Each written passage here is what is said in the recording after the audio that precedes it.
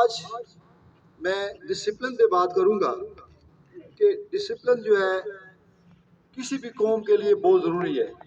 جو قومیں ڈسپلن کی پابندی کرتی ہے وہ عروج پہ پہنچ جاتی ہے، اور جو قومیں ڈسپلن کی پابندی نہیں کرتی وہ ذلیل و خوار ہوتی ہے. تو آج ہم نے یہ عہد کرنا ہے کہ ہم نے ڈسپلن کی پابندی کرنی ہے. لیکن ڈسپلن کیا ہے؟ دیکھیں، وہ جو قوانین ہیں جو ملک کے ہیں یا اسکول کے ہیں ان کی پابندی کرنا.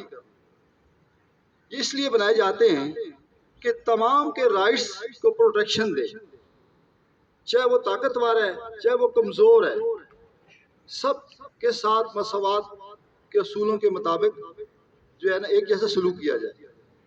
اور کوئی جو ہے طاقتور کوئی بھی رولز ہیں قوانین ہیں ان کو پامال نہ کرے. قوانین میں رہتے ہوئے کام کرنا ڈسپلن کہلاتا ہے. اب دیکھیں، میرے نبی صلی اللہ علیہ وسلم نے ارشاد فرمایا تم میں سے بہترین انسان وہ ہے جو دوسروں کے لیے نفع بخش ہو. یہ مفہوم ہے اس حدیث کا. اور دوسری حدیث ہے آپس کے معاملات کی اصلاح کر لیا کرو کیونکہ معاملات کا بگاڑ تباہ کر دیتا ہے. اور آپ نے ایک اور موقع پر ارشاد فرمایا مسلمان کی تعریف دیکھیں، یہ مسلمان کی ڈیفینیشن ہے. مسلمان وہ ہے جس کے ہاتھ اور زبان سے دوسرے مسلمان محفوظ رہیں. یہ حدیث کا مفہوم بیان کر. حدیث کے الفاظ تو بڑے عظیم ہیں، میں الفاظ پورے بیان نہیں کر سکا، لیکن میں اس کا مفہوم بتا رہا ہوں کہ مسلمان وہ ہے جس کے ہاتھ اور زبان سے دوسرے مسلمان محفوظ رہیں. تو آج ہم نے عہد کرنا ہے کہ ہم نے اپنے جو ہے نا معاملات کو سیدھا رکھنا ہے، اور اگر کوئی مسئلہ ہو جائے تو ان کی اصلاح کر لینی ہے. اصلاح کیسے ہوگی کہ آپ اگر کلاس میں کوئی مسئلہ ہو جاتا ہے تو اپنے کلاس انچارج کو بتائیں. کلاس انچارج آپ اگر مسئلہ حل نہیں کر سکا تو میرے پاس آ جائے گا، ٹھیک ہے. اسی طرح کوئی اساتذہ کے مسائل ہیں تو ہم اپنے مسائل کی اپنے لیول پہ اصلاح کر لیں گے تو اس حدیث کی روشنی میں ہمارے معاملات خراب نہیں ہوں گے، ہم تباہی کی طرف نہیں جائیں گے. اور دوسرا ذرا بہترین انسان کی نبی پاک نے صلی اللہ علیہ وسلم نے کیا تعریف کی کہ تم میں سے بہترین انسان کون سا ہے؟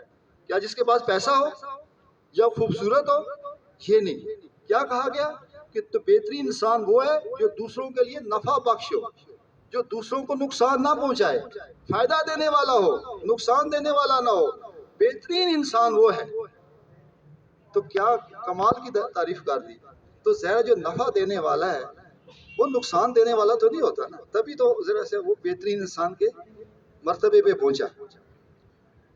اب ذرا ان سب سے جو غلیظ حرکت ہے جو ہم سب کر دیتے ہیں وہ کیا ہے، اور جس کی وجہ سے تمام لڑائیوں کا جو ہے نا بنیاد پڑتی ہے، قتل و غارت اور بہت بڑی جنگیں شروع ہو جاتی ہیں، اس کی بنیاد گالی ہے، دوسرے کو برا بھلا کہنا. کیا میں ٹھیک کہہ رہا ہوں نا؟ پر ایک غلطی کر جاتا ہے اس کے زبان سے بالکل غلطی ہوگی لیکن دوسرا برداشت نہیں ہے اس میں، ہم نے اپنی برداشت پیدا کرنی ہے، وہ فوراً گالی دے دیتا ہے. اب ذرا ہم کتنے ہی اچھے دوست ہوں، کتنے ہی قریبی رشتہ دار ہوں، کتنے ہی ہم خوشگوار تعلقات سے ہم ہوں، لیکن جیسے ہی گالی نکلے گی نا دوسرا برداشت نہیں کرے گا. پھر گالی کے جواب میں گالی ہوگی یا تھپڑ ہوگا، وہاں پہ جھگڑا شروع ہو جائے گا. وہ جھگڑا اگر کسی کے پاس بھی اسلحہ ہے وہ پرتو کرے گا میں اس کو ماروں، ہر طرح کے وہ اسے یعنی کہ اس کا دشمن بن جائے گا، وہ جانور کی شکل اختیار کر دے گا. تو سب سے پہلے آج ہم عہد کرتے ہیں، اور میں ایک جو ہے نا اس طرح ہوتا ہے نا کہ ہم اقرار کا نامہ ہوتا ہے، اس سے میں اساتذہ کو بھی ایک طرف جمع کر لیتا ہوں، اور آپ نے بھی ہاتھ اٹھا کے ایک ہاتھ جو تھا اسے کیا کہتے ہیں حلف لینا ہے. آج ہم نے حلف لینا ہے کہ تاکہ ہم جو یعنی کہ جو لڑائی کی بنیاد ہے، جو خرابی کی بنیاد ہے وہ غلط الفاظ ہیں، وہ گالیاں ہیں. تو ذرا میں بھی عہد کروں گا، اور میں جو کہوں گا میں کے بعد میں نے اپنا نام لینا ہے، ٹھیک ہے، اور آپ نے اپنا نام لینا ہے. عہد کرتا ہوں اساتذہ اپنا نام لیں گے، سر اپنا نام لیں گے، ٹھیک ہے، کہ ہم عہد کرتے ہیں، ٹھیک ہے.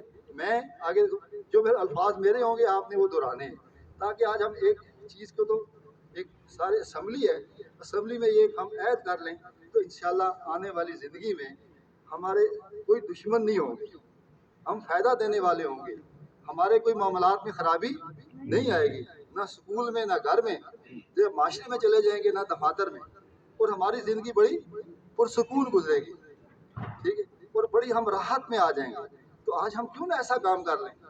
کیوں بیٹا؟ ٹھیک ہے، ٹھیک ہے، چلو پھر میرے الفاظ رہے، میں محمد فیاض عباسی راجہ اسدآباد عہد کرتا ہوں کہ میری زندگی دوسروں کو نفع پہنچانے کے لیے ہوگی، دوسروں کو نفع میں پہنچانے کے دوسروں کو لیے، نقصان نہیں پہنچاؤں گا، میں دوسروں کو نقصان نہیں پہنچاؤں گا، میں میں کسی کو گالی نہیں دوں گا، کسی کو گالی نہیں دوں گا، میرے ہاتھ سے کسی کو نقصان نہیں پہنچے گا، میرے ہاتھ سے کسی کو نقصان نہیں میری پہنچے زبان سے کسی کو نقصان نہیں گا، پہنچے میری گا، زبان سے کسی کو نقصان نہیں پہنچے انشاءاللہ آمین۔ گا، انشاءاللہ آمین۔ ٹھیک ہے، آج ہم نے یہ عہد کر لیا، سازا نے بھی، بچوں نے بھی، میں نے بھی۔ تو آج کے بعد ہم ایک نئی تاریخ میں داخل ہو جائیں گے، اور انشاءاللہ ہمارے ڈسپلن کے جو معاملات ہیں وہ حل ہو جائیں گے اور ہمیں کوئی مشکل نہیں ہوگی۔ اور دوسرا پہلو یہ ہے ڈسپلن کو خراب کرنے والا، ایک تو یہ دیکھیں، اس کو تو ہم نے اپنی اصلاح کر لی، لیکن کچھ عوامل ایسے ہوتے ہیں جو باہر سے آتے ہیں۔ آپ بچے اسکول میں آ گئے، آپ کے ساتھ جو بیٹھا ہوا ہے وہ باہر کے ایسے لڑکوں سے اس کی دوستی ہو جاتی ہے جو کہ وہ ٹھیک نہیں ہوتے، نشہ کرتے ہیں اور دوسری غلیظ حرکتوں میں جو ہے نا وہ مبتلا ہوتے ہیں۔ وہ کیا کرتے ہیں؟ دیکھیں، جتنے نشہ کرنے والی کمپنیاں ہیں، بڑے بڑے کارخانے ہیں، ان کو چلانے والے کوئی عام غریب لوگ نہیں ہیں، اربوں پتی ہیں، ان کے بڑے بڑے محلات ہیں، ان کے کارخانے ہیں، انہوں نے اپنے ایجنٹ چھوڑے ہوئے ہیں، اور وہ اسکولوں کو اور کالجوں کو نرسری کے طور پر استعمال کرتے ہیں۔ جس طرح آپ کو پودے چاہیے ہوتے ہیں نا، پودے ہمیں کہاں سے ملتے ہیں؟ نرسری سے یہاں لگا دیتے ہیں۔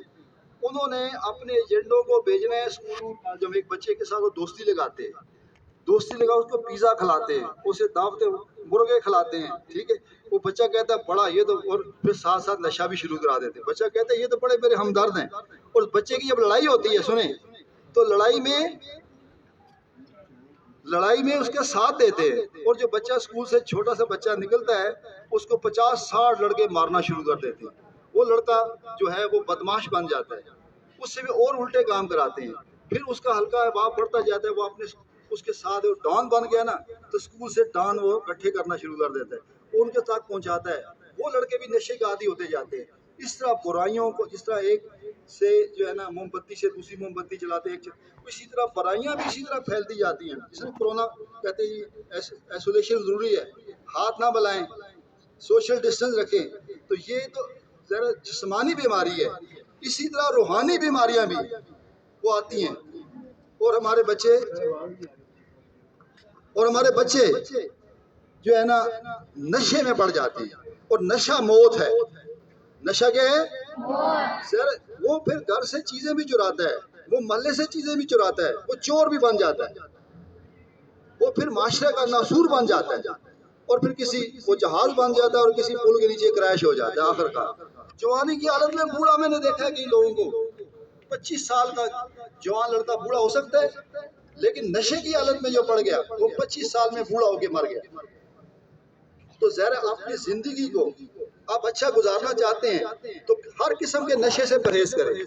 کچھ سگریٹ کے آفر کریں تو گھر میں والد صاحب کو بتائیں، اسکول میں مجھے بتائیں، اپنے استاد کو بتائیں۔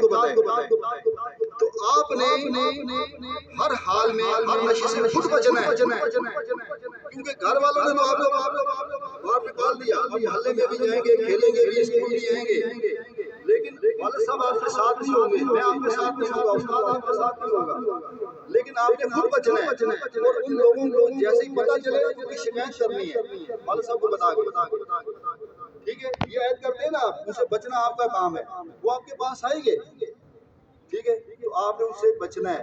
اور اسکول میں کسی قسم کی تیز دار چیز نہیں لانی، اگر آپ نے نشے کی چیز لائی، کوئی تیز دار چاقو، چھری یا کوئی اور اسلحہ، پستول وغیرہ وہ لائیں گے تو اسکول میں دوسرے دن آپ آنے کی ضرورت ہے، میں نکال دوں گا۔ اور اسی طرح لڑائی جھگڑے میں جب میں کہہ دیا کہ باہر سے بدماش کوئی لایا، یہاں جھگڑا کیا، آپ نے عہد تو کر لیا، میں اسے آپ نہیں چھوڑوں گا، اور موبائل کا استعمال انتہائی غلیظ ہے اسکول کے اندر.